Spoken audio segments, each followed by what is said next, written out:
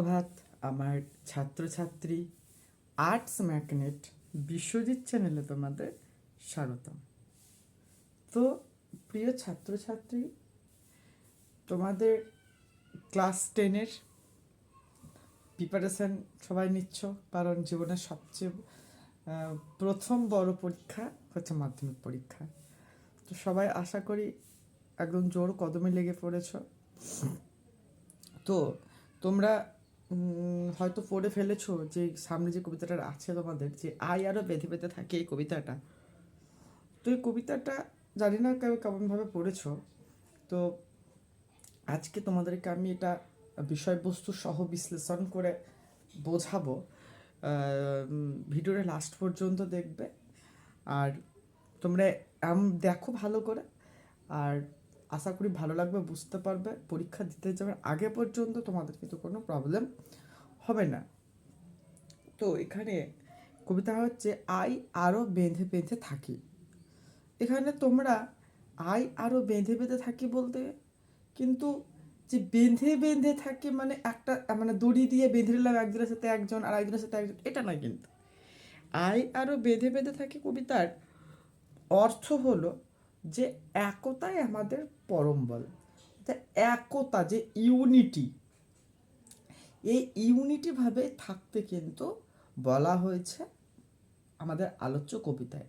অর্থাৎ কোনো কাজ যদি তোমরা সম্মিলিতভাবে করো, সেখান থেকে যে উদ্ধার পাওয়া, আর একা একা করলে কোনো সমস্যার সম্মুখীন হওয়া, অর্থাৎ কোনো একটা সমস্যায় তোমরা পড়েছো, সেখান থেকে তুমি যদি একাই পার হতে যাও কিন্তু পার হতে পারবে না।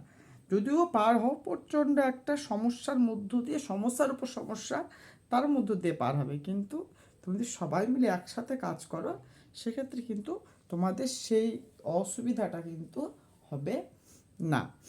তো এই আই আরও বেঁধে বেঁধে থাকে কবিতাটা লিখেছেন কবি শঙ্খ ঘোষ, যার এখানে তার ছদ্মনাম হচ্ছে কুন্তক, আর অন্য একটা নামও রয়েছে চিত্তপ্রিয় ঘোষ, এটা মনে রাখবে। আর তোমাদের যে কবিতাটা আই আরও বেঁধে বেঁধে থাকি, এই কবিতাটা নেওয়া হয়েছে জল ই পাষাণ হয়ে আছে এই কাব্যগ্রন্থ থেকে। মনে থাকবে, জল ই পাষাণ হয়ে আছে এই কাব্যগ্রন্থ থেকে। দেখো, বলছে আমাদের ডান পাশে ধস, আমাদের বাঁয়ে গিরিখাত, আমাদের মাথায় বোমারু, পায়ে পায়ে হিমানির বাঁধ। অর্থাৎ একটা সংকটময় পরিস্থিতি, একটা নৈরাজ্য, একটা সাম্রাজ্যবাদী শক্তি কোনো রাজ্য, রাষ্ট্র ওপর থাবা বসিয়েছে। এই যে একটা সংকটময় পরিস্থিতি, যে আমাদের বাঁয়ে ধস হচ্ছে পাহাড়ি অঞ্চল থেকে কোনো মাটি বা পাথরের কোনো অংশ যখন ছেড়ে পড়ে একটা বিশাল বিস্তীর্ণ এলাকা জুড়ে, তখন সেটাকে ধস বলে। তো বলছে আমাদের ডান পাশে ধস, আমাদের বাঁয়ে গিরিখাত তোমরা ভূগোলে পড়েছ, ইউ আকৃতি, বি আকৃতি, আই আকৃতি, ইউ না, আই আর ভি আকৃতি। এই যে গিরিখাত, তো আমাদের বাঁয়ে রয়েছে গিরিখাত, আমাদের মাথায় বোমারু। বোমারু মানে কি? বোমারু হচ্ছে যে উড়োজাহাজ থেকে বোমা ছোড়া হয়। বোমারু হচ্ছে যে উড়োজাহাজ থেকে বোমা ছোড়া হয়, তাকে বোমারু বলে। তো আমাদের মাথায় রয়েছে বোমারু, পায়ে পায়ে হিমানির বাঁধ। হিমানির বাঁধ হচ্ছে হিমানির যে সম্প্রপাত তোমরা পড়েছো ভূগোলে, হিমানির সম্প্রপাত, তুষারের যে বাঁধ, তুষার বাঁধ, সেটাকে বলা হচ্ছে হিমানির বাঁধ। তারা সংকটময় পরিস্থিতি, একটা খুব বাজে রকমের পরিস্থিতির মধ্যে দিয়ে কবি যাচ্ছে, যে ডান পাশে ধস, বাঁয়ে গিরিখাল, মাথায় বোমারু, আর পায়ে পায়ে হিমানির বাঁধ। বলছে আমাদের পথ নেই কোনো, আমাদের ঘর উড়ে গেছে। বলছে আমাদের পথ নেই, কারণ পথ নেই কেন? আমাদের এই যে সমস্ত কথাগুলো বলে, এই সমস্ত ও সংকটময় পরিস্থিতি বা সংকটাপন্ন অবস্থায় আমরা রয়েছি, তাই আমাদের কোনো পথ নেই, আমাদের ঘর কিন্তু উড়ে গেছে। অর্থাৎ বোমার আঘাতে বা কোনো সাম্রাজ্যবাদী শক্তির লোভ লালসায় তাদের ঘরও কিন্তু উড়ে গেছে, বা ঘর কিন্তু ভেঙে গেছে বা ধ্বংস হয়ে গেছে। তারপর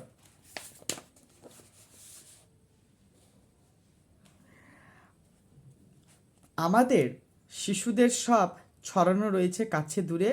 বলছে আমাদের, তারা একটা কত নিষ্পেষণ, কত একটা নৈরাজ্য, কতটা অমানবিকতার পরিস্থিতি তৈরি হয়েছে দেখো কবিতায়। একটা অমানবিকতার পরিস্থিতি, অর্থাৎ শিশুদের সব, তারা যারা বেঁচে রয়েছে তা আমরা এখানে বলতে পারি যে আমরা কারা, আমাদের শিশুদের আমরাটা কারা, আমরা হচ্ছে সংকটময় ও বা পরিস্থিতিতে যে গুটি কয়েকজন মানুষ বেঁচে রয়েছে তাদের কথাই কবি এখানে বলেছেন। তো তাদের শিশুদের যে সব সেটা ছড়ানো রয়েছে কাছে দূরে, অর্থাৎ শিশুরাও কিন্তু শিশুদেরও কিন্তু মৃত্যু হয়েছে, তাদের যে শবদেহ বা মৃতদেহ সেগুলো সেগুলো ছড়িয়ে রয়েছে কোথায়, সেগুলো সৎকার্য করার সেগুলো সৎকার্য করার যে পরিস্থিতি সেই পরিস্থিতিটুকু কিন্তু তাদের মধ্যে নেই। তো সেই সমস্ত শিশুদের সবগুলো ছড়ানো রয়েছে কাছে দূরে, আমরাও তবে এইভাবে এই মুহূর্তে মরে যাব নাকি। কবির মনে সংশয় যাচ্ছে যে আমরাও আমরা যে কয়েকজন বেঁচে রয়েছি তারাও কি এই মুহূর্তে এইভাবে, অর্থাৎ এই যে নৃশংসভাবে আমরাও কি মরে যেতে পারি। আবার লাইনটা রাখ দেবে, আমরাও তবে এইভাবে এই মুহূর্তে মরে যাব নাকি। আর আমাদের পথ নেই আর, আরও বেঁধে বেঁধে থাকি, বলছে আমাদের আর পথ নেই, চারিদিকে বদ্ধ আমরা, আমাদের চারিদিকেই কোনো না কোনো পরিস্থিতির মাধ্যমে আমরা আবদ্ধ, তো আমরা যেতে পারবো না। তো আমরা হাতে হাত রেখে আমরা একতাভাবে, আমরা ইউনিটি অর্থাৎ একতায় পরম বল, এই সংলাপ ব্যবহার করে কবি তাদেরকে আহ্বান জানিয়েছেন যে আমরা বেঁধে বেঁধে থাকি আয়। আবার বলছে আমাদের ইতিহাস নেই, অথবা এমনই ইতিহাস আমাদের চোখ মুখ ঢাকা। বলছে আমাদের ইতিহাস নেই, অর্থাৎ আমরা জানি যুগ যুগ ধরে সাধারণ মানুষ, দরিদ্র মানুষ, শ্রমজীবী মানুষের ইতিহাস কিন্তু কোনো কবিতা বই বা সাহিত্যে কিন্তু লেখে না, লেখে কে রাজার নাম। যে চীনের যে প্রাচীর যে নির্মাণ করেছে এখানে কার নাম লেখে, রাজার নাম, সি হুয়াংতি কি চীনের প্রাচীর তৈরি করার সময় পাথর বা ইট ঘাড়ে ঘাড়ে বয়ে আনতো না তো, কারা আনতো, ওইসব শ্রমজীবী মানুষেরা, তাদের নাম লেখেনি। তাজমহলকে শাহজাহান করে দেবে, আদৌ কি শাহজাহান করেছিল, তার মিস্ত্রি করেছিল, সেই মিস্ত্রির হাত কিন্তু কেটে নেওয়া হয় যে পরবর্তীকালে এরকম আশ্চর্যজনক করতে না পারে। তো কারা করেছিল, ওই সমস্ত শ্রমজীবী দরিদ্র ও মানুষরাই তৈরি করেছিল। তো তাদের কথা বা শ্রমজীবী মানুষের কথা কিন্তু কোনো দিনই ইতিহাসে লেখে না, তারা কিন্তু বার বঞ্চিত সমাজের কাছে অবহেলিত, লাঞ্ছিত। তাই এখানে কবি বলেছেন তাদের ইতিহাস নেই, আমাদের ইতিহাস নেই, অর্থাৎ আমরা সমাজের দরিদ্র বা শ্রমজীবী মানুষ, আমাদের ইতিহাস নেই, অথবা এমনই ইতিহাস, যদিও বা ইতিহাস থাকে, কবি পরক্ষণে বলছে যদি ইতিহাস না এমনি, আবার যদিও বা থাকে আমাদের চোখ মুখ ঢাকা। আমাদের চোখ মুখ ঢাকা কি আমরা কাপড়ে চোখ মুখ ঢেকে দিয়েছি, না চোখ মুখ ঢেকে রাস্তা চলাচল করছি, তা না, আমাদের চোখ মুখ ঢাকা বলছে আমরা সেই সময় অত্যাচারিত হয়েও সেই অত্যাচারের বিরুদ্ধে আমরা কিন্তু কোনো বিদ্রোহ আনিনি, সেই অত্যাচারের বিরুদ্ধে কিন্তু আমরা কোনো কথা বলিনি। তো এই এই জিনিসটাকে বা এই এই বা এই সময়টাকে বোঝাতেই কবি বলছে আমাদের ইতিহাস চোখ মুখ ঢাকা, আর আমরা কিন্তু সেই সময় চোখ মুখ ঢেকেই ছিলাম, অর্থাৎ আমরা অত্যাচারিত হয়েও অত্যাচারীর বিরুদ্ধে কোনো বিদ্রোহ কিন্তু হানিনি। আমরা ভিখারি 12 মাস, লাইনটা রাখ দেবে, এখানে আমাদের ইতিহাস নেই, সরি আমাদের ইতিহাস নেই, এই লাইনটা রাখ দেবে বড় কোশ্চেনের জন্য। আবার আমরা ভিখারি 12 মাস, এই লাইনটা রাখ দেবে, আমরা ভিখারি 12 মাস। ভিখারি কি, ভিখারি বলতে কি দৌড়ে দৌড়ে 1 টাকা দাও 2 টাকা দাও বা আমাকে 2টো চাল দাও সেই ভিখারি না, আমরা বেঁচে থাকার জন্য যে ভিখারি, বেঁচে থাকার জন্য যে প্রতিনিয়ত সংগ্রাম, বেঁচে থাকার জন্য শাসক গোষ্ঠীর বিরুদ্ধে যে আমাদের প্রতিনিয়ত যুদ্ধ, সেটাকে কবি এখানে বলেছেন আমরা ভিখারি 12 মাস। আমাদের দিন আমাদের 12 মাস কিন্তু সেই অত্যাচারী শাসক গোষ্ঠীর বিরুদ্ধে আমাদের লড়তে হচ্ছে। পৃথিবী হয়তো মরে গেছে, কবি ভাবছে যে পৃথিবী হয়তো মরে গেছে, অর্থাৎ আমাদের যে চারিদিকে যে সংকট পরিস্থিতি, আমাদের শিশুদের সব কিন্তু ছড়ানো রয়েছে, এই সমস্ত প্রতিকূল পরিস্থিতিকে ভেবে কবি বলছে পৃথিবী কিন্তু মরে গেছে, হয়তো সরি পৃথিবী হয়তো বেঁচে আছে। বলছে পৃথিবী হয়তো বেঁচে আছে কেন, যে আমরাও তো এই সংকটময় পরিস্থিতিতে বেঁচে আছি, তো তাই বলছে কবি বলছে যে পৃথিবী হয়তো বেঁচে রয়েছে, আবার মরে গেছি পরক্ষণে বলছে যে আমাদের তো চারিদিকেই তো একটা সংকটময় পরিস্থিতি, আমাদের শিশুদের সব কাছে দূরে ছড়ানো রয়েছে, আমাদের আমাদের ডান পাশে ধস বাঁয়ে গিরিখাত সমস্ত দিকে এত প্রতিকূলতা।